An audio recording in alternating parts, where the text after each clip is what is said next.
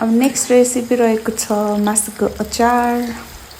अनि त्यसको लागि चाहिँ मैले सुरुमा तेल बसालेँ अनि यो लसुनलाई गोल्डन ब्राउन हुने बेलासम्म यसरी फ्राई गरेँ है। अगाडिको चाहिँ भिडियो राख्न भ्याइनँ या बिर्सिएँ, त्यही भएर यहाँबाट स्टार्ट छ।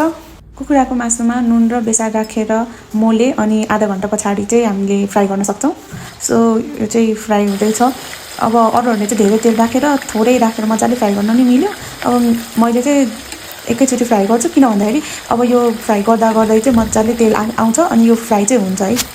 फेरि यो कराई कति फोहोर भन्नु होला होइन, यो कराई चाहिँ सिल्भर जुब्ली मनाउने बेला भइसक्यो, त्यसैले गर्दाखेरि चाहिँ हो यो पुरानो ओल्ड इज गोल्ड।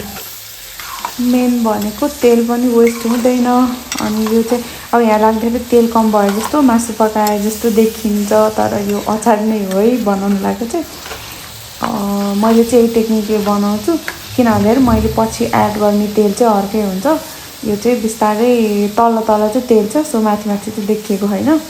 बिस्तारै यसको चाहिँ यहाँबाट पानी निक्लिन्छ अनि यो पानी सुकाउने मजाले।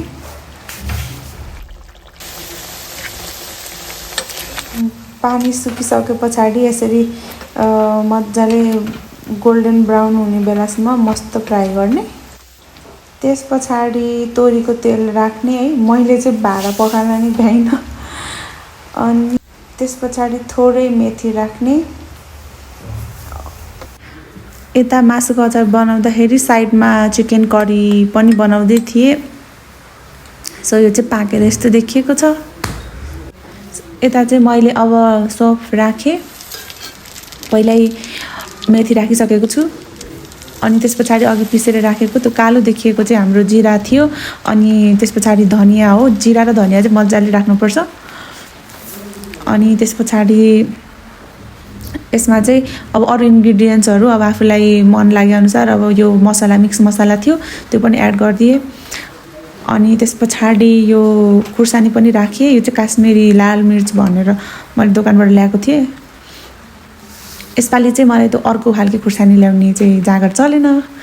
अनि त्यस पछाडि अघि नै भुटेर राखेको लसुन फेरि राखिदिएँ। अनि यो लास्टमा मैले टिमुर राखेको हो। सो यस्तो कलर आउँछ। अनि अघि भुटेको मासुलाई फेरि त्यहीँ राखिदिने। मलाई चाहिँ त्यो बढी ओइली मन पर्दैन, ठिक्कको मनपर्छ। सो यो चाहिँ ठिक्क भइरहेको थियो।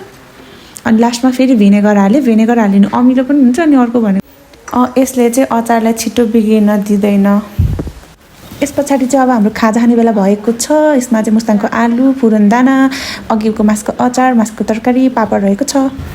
कस्तो मिठो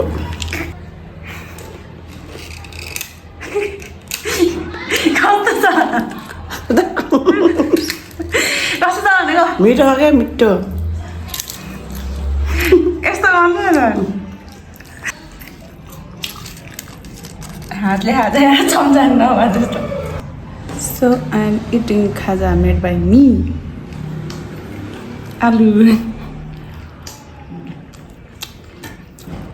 आलु टिमुर बनाएको के भयो? हुन्छ।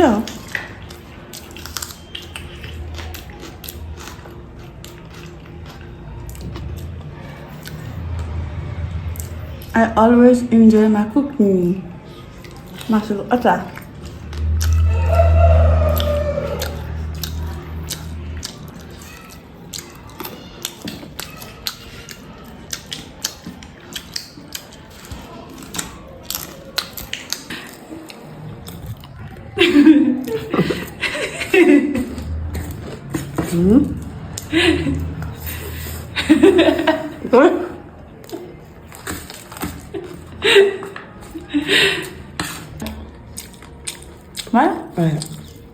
अब यता मलाई देखाउँ। मिठो मैले पकाएको जहिले मिठो हुन्छ है साथीहरू।